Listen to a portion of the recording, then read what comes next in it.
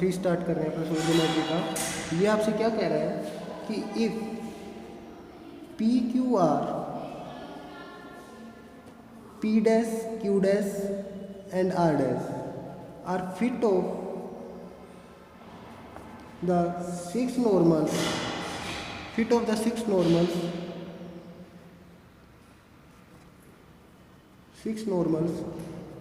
from a point to the ellipsoid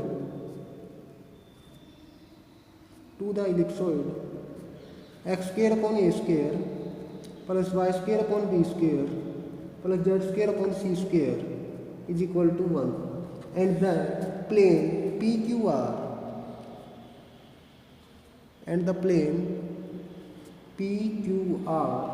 is given by Lx plus My plus Nz is equal to P. Then the plane P dash Q dash R dash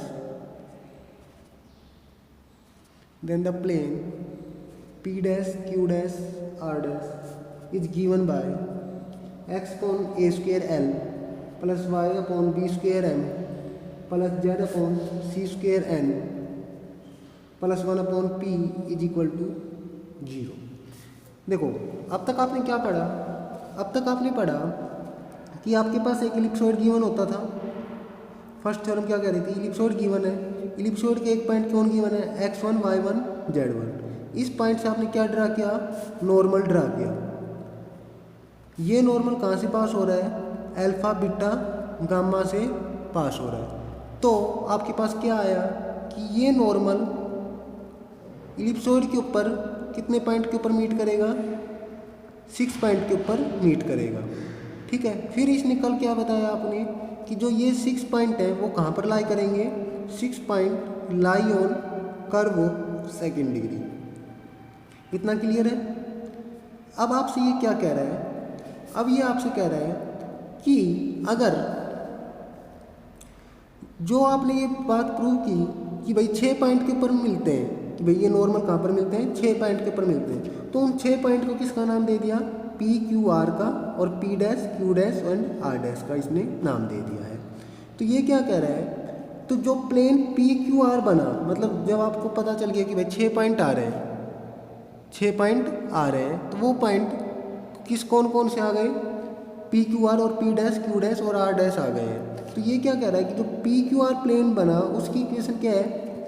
L X plus M Y plus N Z है, is equal to P है। तो जो plane P dash Q dash R dash होगा उसकी equation क्या होगी? X upon A square L plus Y upon B square M plus Z upon C square upon N plus Y upon P is equal to 0 equation होगी। ये बात आपको prove करनी है बेसिकली कि अगर प्लेन पी क्यू आर की equation ये है तो plane P dash Q dash R dash की इक्वेशन ये होगी। ठीक है, हम इसको प्रूव करते हैं। तो देखो इसका प्रूफ देखो क्या कह रहा है।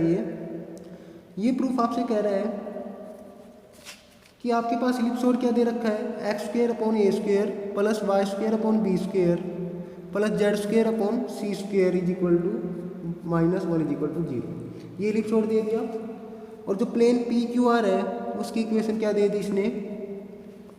L X plus M Y plus N Z is equal to P दे दिया है। ठीक है, तो आपको क्या प्रूव करना है? आपको plane P dash Q dash R dash की इक्वेशन को प्रूव करना है। आप क्या मान लो? आप मान लो कि प्लेन लेट द इक्वेशन, आप ये मान लो let the equation of the plane, equation of the plane P dash Q dash R dash की प्लेन की इक्वेशन क्या है? L dash X dash, sorry X dash नहीं आएगा, plus M dash Y plus N dash Z minus P dash is equal to 0 है। अगर ये plane P dash Q dash R dash की इक्वेशन है तो हमें इसको क्या वैल्यू, इस प्लेन को किसके इक्वल दिखा दोगे आप? इस प्लेन के इक्वल दिखा दोगे। ठीक है, अच्छा। फिर आपने एक बात पढ़ी थी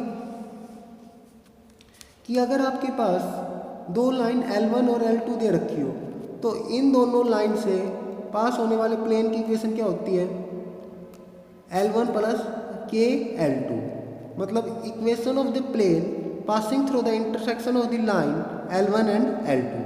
कि अगर आपके पास कोई 2 लाइन L1 और L2 दे रखी हो तो इन लाइन के इंटरसेक्शन से, मतलब ये अगर ये दो L1 लाइन है, ये L2 लाइन है, तो इन दोनों के पॉइंट ऑफ इंटरसेक्शन जो प्लेन पास होगा तो वो के उसकी इक्वेशन क्या हो जाएगी, L1 plus KL2 equal to 0 हो जाती है।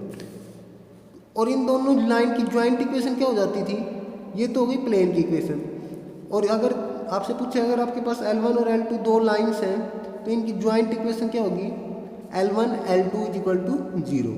तो सिमिलरली अब आपके पास यहाँ पर दो प्लेन हो गए, कौन कौन से, एक तो प्लेन हो गया PQR और एक प्लेन हो गया P dash Q dash R dash. तो इन दोनों प्लेन की ज्वाइंट से, इन दोनों प्लेन की ज्वाइंट की इक्वेशन क्या होगी, joint equation of the plane क्या होगी, इन दोनों इक्वेशन प्लेन की मल्टीप्लाई इज इक्वल टू 0। तो इसलिए यहाँ पर ये क्या लिख देगा, देयरफॉर, भाई आपने ये पता है कि अगर दो लाइन L1 और L2 दे रखी हो तो इनकी लाइन के इंटरसेक्शन से पास होने वाले प्लेन की equation L1 plus KL2 is equal to 0 होती है। और joint equation of line L1 and L2 की होती है L1 dot L2 is equal to 0। इसी टाइप से joint equation of the plane P1 and P2 क्या होगी, P1 into P2 is equal to 0 होती है। ठीक है, अब यहाँ पर आपके पास ये प्लेन दे रखा है और एक ये प्लेन दे रखा है, इसको आप सेकंड इक्वेशन का नाम दे दो और इसको थर्ड इक्वेशन का नाम दे दो। तो यहाँ पर आप क्या लिख दोगे कि therefore the joint equation of the plane second and third is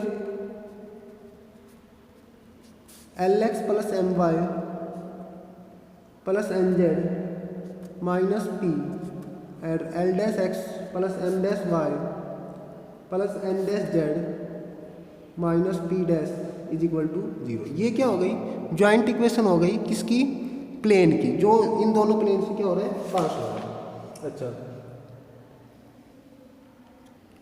तो इसी तरीके से ये तो हो गई। अब देखो अब मैं एक लाइन लिख रहा हूं कि equation of the conicoid, equation of conicoid, any conicoid, equation of any conicoid through the point of intersection, through the point of intersection,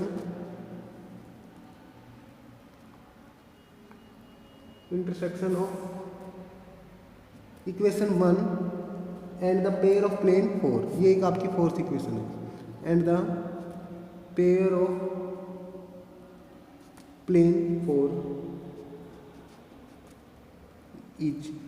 देखो ये आपसे क्या कह रहा था, देखो इस क्वेश्चन में हमने क्या किया, अब तक आपके पास इलिप्सॉइड दे रखा है, इलिप्सॉइड आपको दे रखा है, इसकी पहली इक्वेशन, एक प्लेन दे रखा है, इसकी सेकंड इक्वेशन, एक प्लेन दे रखा है दूसरा P dash Q dash R dash, इसकी आपने मान ली इसको थर्ड इक्वेशन दी। फिर आपने क्या किया, इन दोनों प्लेन के ज्वाइंट से पास होने वाले प्लेन की ज्वाइंट इक्वेशन क्या हो गई, equation second into equation third is equal to 0।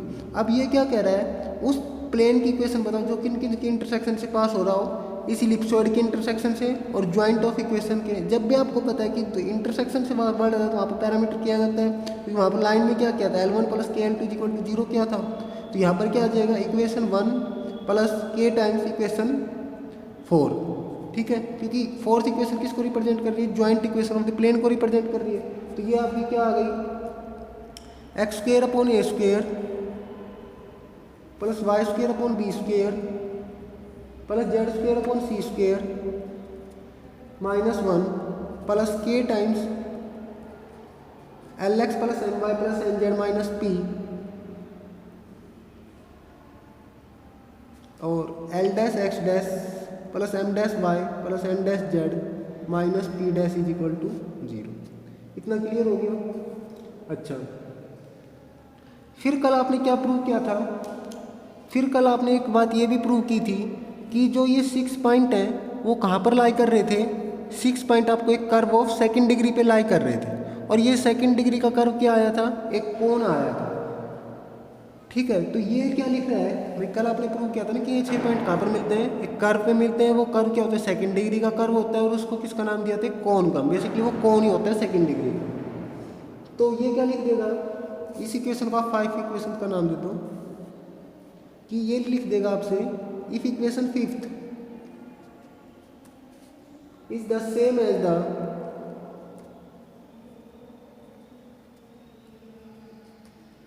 Is the same as the equation of the cone, कि मतलब अगर ये इक्वेशन भी किसकी इक्वेशन हो, कोन की इक्वेशन की तरह हो, through the feet of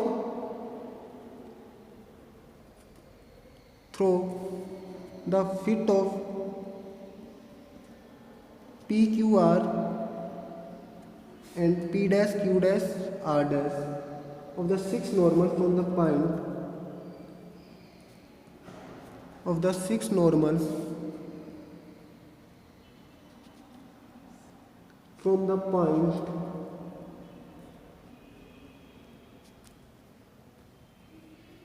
to the ellipsoid। ये आपसे वही बात कहना चाह रहा है कि भाई अगर कल आपने प्रूव किया था कि जो इलिप्सॉइड के ऊपर एक पॉइंट पे नॉर्मल ड्रा किए थे वो 6 पॉइंट से मीट हो रहे थे, और वो 6 पॉइंट कहाँ पर लाई कर रहे थे, कर्व वो सेकंड डिग्री पे लाई कर रहे थे। ठीक है, तो ये आपसे क्या कह रहा है कि अगर ये इक्वेशन भी किसको रिप्रेजेंट करती हो, इस सेकंड डिग्री इक्वेशन कर्व को, और वो किसको करती हो, कोन को। इतना क्लियर है भाई। अगर ये इक्वेशन भी कोन को रिप्रेजेंट करती हो और ये कोन कहाँ से पास हो रहा हो, PQR और P dash Q dash R dash से ही पास हो रहा हो, तो आपका क्या होगा, तो आपका कोफिशिएंट ऑफ एक्स स्क्वायर किसके इक्वल होगा, कोफिशिएंट ऑफ वाई स्क्वायर के, और कोफिशिएंट ऑफ वाई स्क्वायर किसके इक्वल होता है, कोफिशिएंट ऑफ जेड स्क्वायर के, और ये तीनों किसके इक्वल होते हैं, कांस्टेंट टर्म के, और वो इक्वल होती है 0 के। ठीक है भाई, अगर ये इक्वेशन एक कोन को रिप्रेजेंट करेगी सेकंड डिग्री को, और ये कोन कहाँ से पास हो, 6 फीट ऑफ नॉर्मल PQR और P dash Q dash R से पास हो, तो X square Y square Z square और कांस्टेंट टर्म की कांस्टेंट क्या होंगे, सेम होंगे, और किसके इक्वल होंगे, 0 के इक्वल होंगे। इतना क्लियर हो गया आपको। ठीक है, इक्वेशन 5 कौन सी कह रही थी, X square upon A square plus Y square upon B square plus Z square upon C square -1, और यहाँ पर कितना आ गया था आपका, k times LX plus MY plus MZ minus P, और यहाँ पर कितना आ गया था, L dash X plus M dash Y plus N dash Z minus P dash is equal to 0। ये आ गया था। ठीक है, अच्छा अब यहाँ से आप क्या करो, X square Y square Z square के कोफिशिएंट फाइंड करो, तो कितना होगा, तो एक्स स्क्वायर की कितने आ गए, देखो X square upon A square plus Y square upon B square plus Z square upon C square -1। फिर क्या आ गया, यहाँ पर कितना कर लो, एक्स स्क्वायर की मल्टीप्लाई करोगे तो ये इससे यही आएगा, तो K L L dash X square. ठीक है, इसी तरीके से करोगे तो वहाँ पर ये एक्स वाई एक्स जेड और ये पी एक्स, तो और कहीं पर भी एक्स स्क्वायर नहीं आएंगे, तब आप compare coefficient of X square करोगे, compare coefficient of X square कितना आ रहा है आपका, एक्स स्क्वायर का कोफिशिएंट आ गया 1/a square plus K L L dash. इतना क्लियर है। ये किसके इक्वल है, ये राइट साइड आपकी 0 चल रहा है, तो यहाँ से एल डैश की वैल्यू किसकी इक्वल आ गई, देखो के एल एल डैश को एक साइड रख लो, ये होगी -1/a स्क्वायर, और एल डैश की वैल्यू आ गई -1/KL a स्क्वायर। इसी टाइप से एम डैश की वैल्यू कितनी आ जाएगी, सिमिलरली आप क्या कर सकते हो, एम डैश की वैल्यू कितनी होगी, देखो माइनस का माइनस, के की जगह के, एल की जगह एम और ए की जगह बी आ जाएगा, और एन डैश की वैल्यू किसकी इक्वल हो जाएगी, -1, के की जगह के, एल की जगह एन और बी की जगह सी स्क्वायर आ जाएगा। ठीक है, अब इसका कांस्टेंट टर्म देखोगे तो यहाँ पर कितना हो गया -1, और यहाँ पर कितना होगा प्लस पी डैश। ठीक है, तो कांस्टेंट टर्म कितना आ गया यहाँ पर आपकी -1 plus K P dash is equal to 0। तो यहाँ पर पी डैश की वैल्यू कितनी आ गई, के पी डैश की वैल्यू आ गई 1 के, और पी डैश की वैल्यू आ गई 1/KP के। क्लियर है इतना। अब देखो आप, अब एल डैश एम डैश और एन डैश और पी डैश की वैल्यू को आप किस में पुट कर दो, इक्वेशन 3 में पुट कर दो।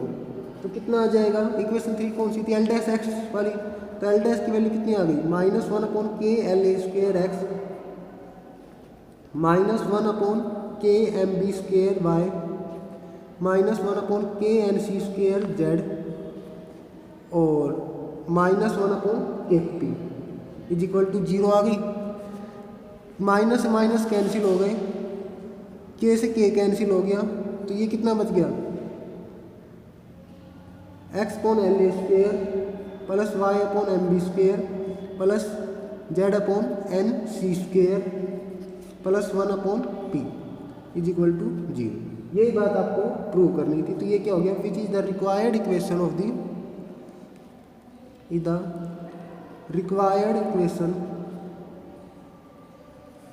of the plane P', Q', R'। इतना क्लियर हो गया, ये एग्जाम्पल आपका कंप्लीट हो गया। Thank you.